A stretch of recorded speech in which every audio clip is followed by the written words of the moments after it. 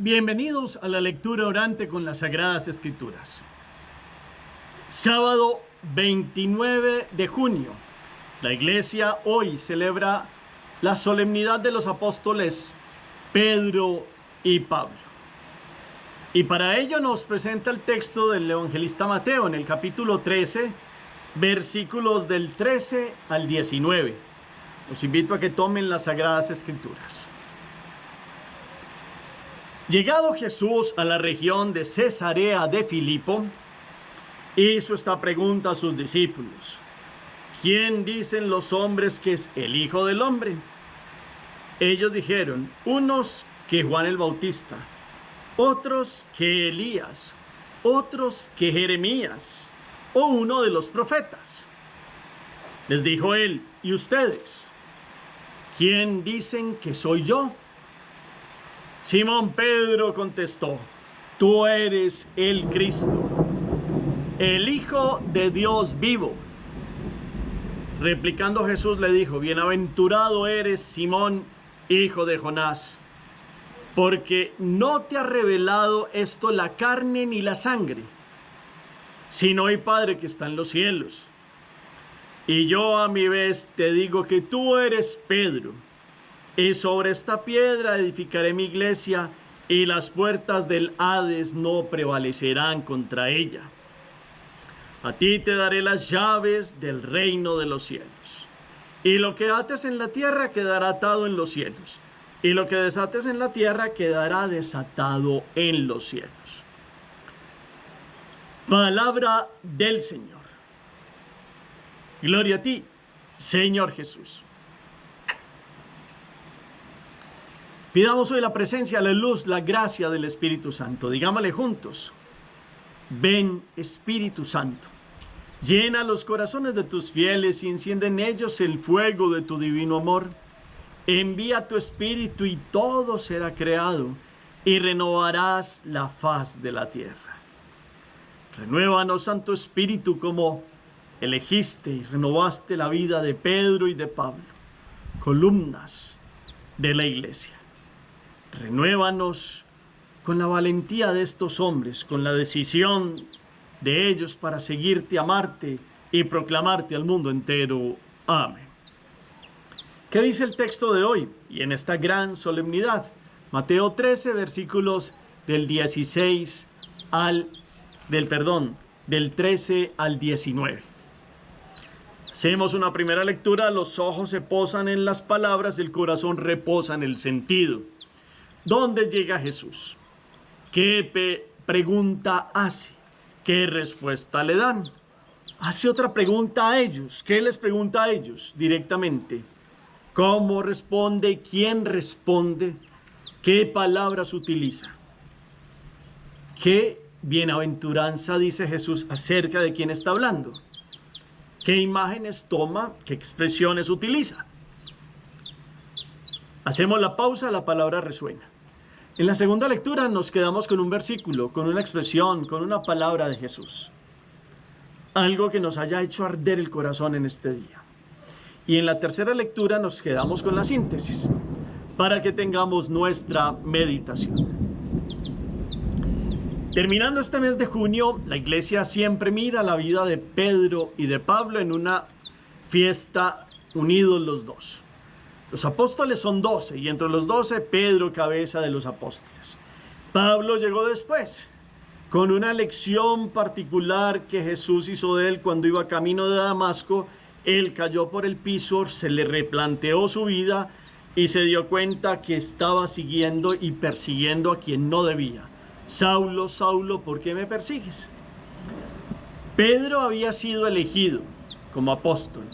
Pablo llega después a un apostolado de los gentiles. Pedro tiene las llaves, Pablo tiene la espada, que es la palabra. Pedro, de los primeros 4 apóstoles, es desde el principio un hombre decidido a seguir a Jesús. Pablo, desde que se da cuenta de su error, es un hombre decidido a seguir a Jesús. Entonces, Hoy la palabra nos muestra en este camino de las predicaciones que tiene Jesús, llega hasta lo más norte, hacia la región de Cesarea de Filipo, y hace una gran pregunta. Una pregunta sobre qué dice la gente de quién es el Hijo del Hombre, título que él se tomó para sí, título que ya había aparecido en el libro de Daniel y que podía generar muchos pensamientos en las personas. Jesús hace como un sondeo de una pregunta y ellos responden, unos que Juan el Bautista, otros que Jeremías, otros que Elías y otros que unos de los profetas. Es decir, esa imagen la utilizaban sobre alguien profeta elegido por Dios. Cuando Jesús les replantea la pregunta a ellos directamente, uno toma la palabra y es Pedro. Ustedes se han dado cuenta que muchas veces cuando Jesús pregunta algo o están en alguna situación, Pedro es el que primero habla, el que primero toma la palabra y es franco y es espontáneo, y eso lo tiene Pedro. Dice las cosas que siente en el corazón. Ese es Pedro. Lo mismo Pablo, lo que piensa y lo que siente lo dice. Por eso yo este día lo puedo titular con una expresión que dice: dos tercos decididos. Esos son Pedro y Pablo igualitos, dos tercos decididos. Son llevaditos de su parecer los dos. Son de esos líderes que les gusta hablar primero, les gusta mostrar que ellos saben, les gusta actuar. Y muchas veces los dos llevaditos de su propia fuerza. Por eso entonces es tan bonito hoy que Jesús toma estos dos, que son un diamante en bruto, puede decirse así, y los pule. Aquí hay en este contexto evangélico hoy, de la buena noticia, de la respuesta de Pedro, él toma la vocería y dice: tú eres el Cristo, el Hijo de Dios vivo. Pues eso a nosotros hoy sí es muy bonito, pero es que para que un hebreo reconociera eso, es decir, es que usted es el ungido prometido desde siempre, el Cristo es el ungido, ya ese prometido descendiente de David, que viene a ser más que David, porque es nada más ni nada menos, le dice el Cristo el ungido, pero es que le dice el Hijo de Dios vivo. Eso es un avance muy grande. Ya Pedro después lo que hizo con la mano lo borró con el codo, porque Jesús anunció que lo iban a matar y él dijo que no, y entonces Jesús le tiene que decir Satanás. Pero esto no le quita esta intencionalidad de un hombre que reconoce quién es Jesús. ¿Quién es el Hijo del Hombre ese? Hombre de dolores que habla Isaías, pues Dios toma la humanidad para rescatarla. Acuérdense ustedes, el Hijo de Dios se hizo Hijo del Hombre para que el hombre volviera a ser Hijo de Dios. Ese es el movimiento. Eso lo comprendió Pedro. Los discípulos y él seguramente tenían todavía un poquito esa imagen del Mesías glorioso, pero Jesús mismo los irá puliendo. Pero en este momento Pedro dijo lo que sentía en el corazón. Por eso yo digo que es un terco decidido. Él sabe y él dice lo que piensa y muestra sin ningún miedo. Y Jesús le da una bienaventuranza. Bienaventurado eres tú, Simón, hijo de Jonás, porque esto no te lo ha revelado ni la carne ni la sangre, sino mi Padre que está en los cielos. Y uno se pregunta, ¿qué tiene Pedro para que Jesús lo haya escogido? Y no se escogió a un Gamaliel, no se escogió a un hombre de esos doctos, de los más preparados, allá de esos fariseos, de esos escribas, de esos doctores de la ley, que estaban llenos de todo el conocimiento. Porque Pedro es un hombre que está libre de la arrogancia y de la soberbia de muchos de ellos, y Pedro es un hombre que se deja moldear por Dios. Y todos los discípulos son queridos para Jesús, especialmente Juan, porque por su pureza. Pero si uno va a ver, Juan escuchó a Juan Bautista decir: ese es el Cordero de Dios, Juan y Andrés. Lo mismo Santiago, que había sido discípulo de Juan el Bautista, Santiago el hermano de Juan, pues podía tener una referencia del Bautista. Pedro, al que al principio le dijeron: veas que ya conocemos al Mesías, y Pedro como quien dice que sí será verdad. pero cuando vio a Dios, a Jesús, creyó. O sea, en el corazón de Pedro, Dios ve la intencionalidad de un hombre que creyó en él. Con sus debilidades, con su mal genio, con su acelere, con su terquedad, Dios lo eligió por su franqueza, por su transparencia de corazón, por su decisión de seguir. Y que sí lo negó. Fue en uno de los momentos duros donde todos menos Juan, que fue el que estuvo fiel ahí, pasaron un momento del cual Dios sacó un aprendizaje para ellos, porque él, el primero entre los hermanos, debía dar testimonio de misericordia. Y cuando alguien se acercara a él que había caído, él sintiera que él fue el primero en caer y en pecar, y estuviera untado de barro en el buen sentido para poderse meter en los zapatos de los otros y dar el perdón de Dios. Ese es Pedro. Y entonces Jesús le promete nada más ni nada menos, por esta elección del Dios uno y trino, desde el Padre que lo ha elegido y que le ha revelado quién es Él, Jesús le dice, yo con mi potestad de Hijo de Dios, a mi vez te digo, tú eres Pedro. Acuérdense que él se llamaba Simón, hijo de Jonás, pero le cambia el nombre por piedra, Cefas, piedra. Jesús es la piedra que desecharon los arquitectos y se ha convertido en la piedra angular, pero ha dejado una piedra visible sobre la que se levanta la construcción. Primero se levanta sobre Jesús, el Hijo de Dios, pero humanamente ha dejado uno con toda la potestad. Y la potestad aquí se da en las llaves que ha recibido sobre esta piedra edificaré mi iglesia y las puertas del Hades no prevalecerán contra ellas. Es una promesa. El mal acecha. Parece que hay tiempos donde está venciendo, pero la iglesia no va a ser derrotada ni destruida. El mal parece con victorias, vuelvo y repito, pero la iglesia, los que han tratado de acabarla y los que han ido contra el primado de Pedro y los que han tratado de acabar a Pedro, no están ahora. Y la iglesia sigue con toda la potestad de este poder que Dios le ha dado a Pedro y a sus sucesores de tener las llaves. Pablo la espada con la palabra de Dios que entra como espada a doble filo. Pedro con la potestad de abrir y cerrar. Como quien dice, usted tiene una capacidad de gobernar que Jesús le da. Primero entre sus hermanos, y entre él hay una comunión de estos hermanos, y entre el Papa la comunión con los demás obispos. Y el Papa tiene la potestad de tomar decisiones en orden a la fe y en orden a la vida de la gracia de la iglesia. Y entonces aparece como, no lo imaginamos como un portero, por eso a veces la gente saca como los dichos y los chistes sobre Pedro, que es como el portero allá que está viendo quién entra y no entra al cielo.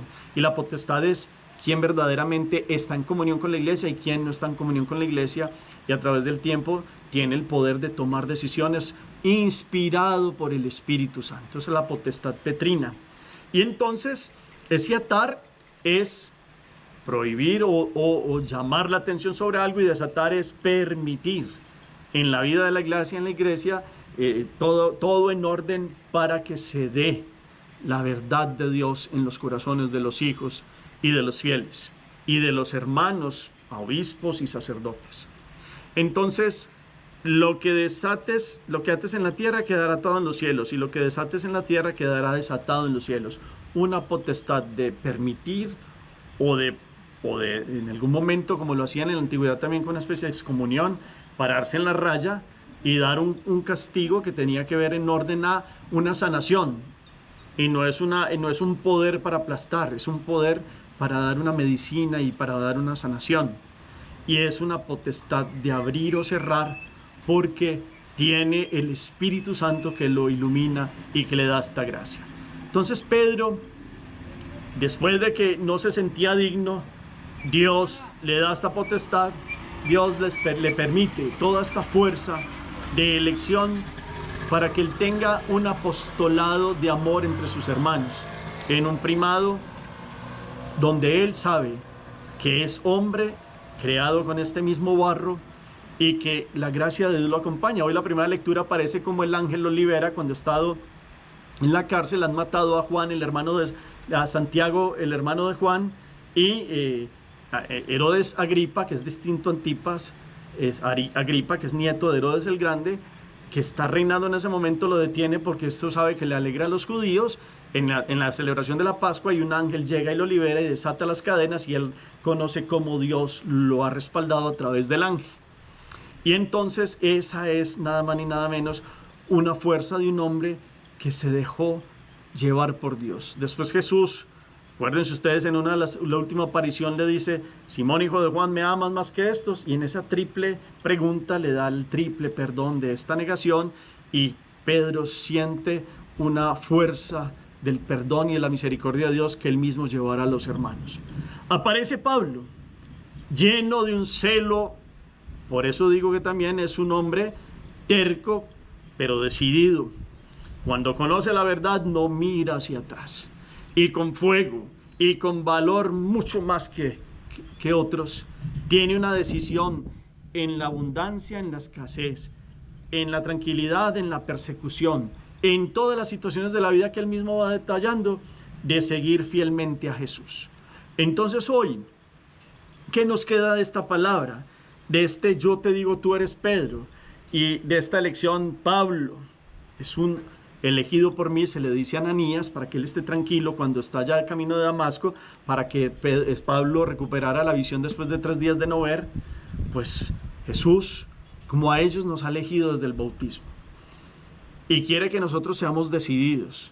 Ellos son limitados, hombres, pero pusieron su voluntad a los pies de Dios, y cada uno sembró el reino.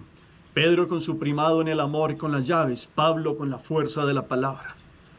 Ustedes y yo hoy podemos ser tercos también como ellos, pero que tengamos decisión de seguir y de amar a Dios y dejar la vida antigua y tener una vida nueva en Él. Estas 2 columnas hoy nos motiven a que Dios eligió no ángeles, sino hombres con debilidades, que los pulió, pero les dio la gracia. Los eligió, pero los preparó en la escuela del amor. Los eligió y los respaldó. Nunca los abandonó. Y ellos nunca volvieron a mirar atrás. Ellos tuvieron el valor de seguir adelante y dar la mejor respuesta a una elección divina. Ustedes y yo damos la mejor respuesta a la elección que Dios ha hecho de nosotros. Hagamos oración. Bendito sea, Señor, por la vida de Pedro y de Pablo, por la vida de aquel que ha tenido el primado en el amor y de aquel que ha tenido la fuerza de la predicación de la palabra entre los gentiles. Permítenos que su testimonio nos anime a nosotros a dejar la vida antigua para estar llenos de tu gracia, y como ellos, tercos pero decididos a querer vivir en tu voluntad y en tu gracia, y llevar tu presencia a todos para que te conozcan y te amen. Amén. ¿Qué enseñanza le deja la palabra para que lo pongan en acción? ¿Cuál es el propósito que queda en el corazón? Cada uno puede colocar ahí en el chat. Gracias por el eco que nos colocan, que nos comparten.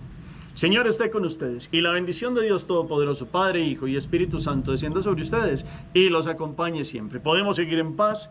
Demos gracias a Dios. Feliz día para todos.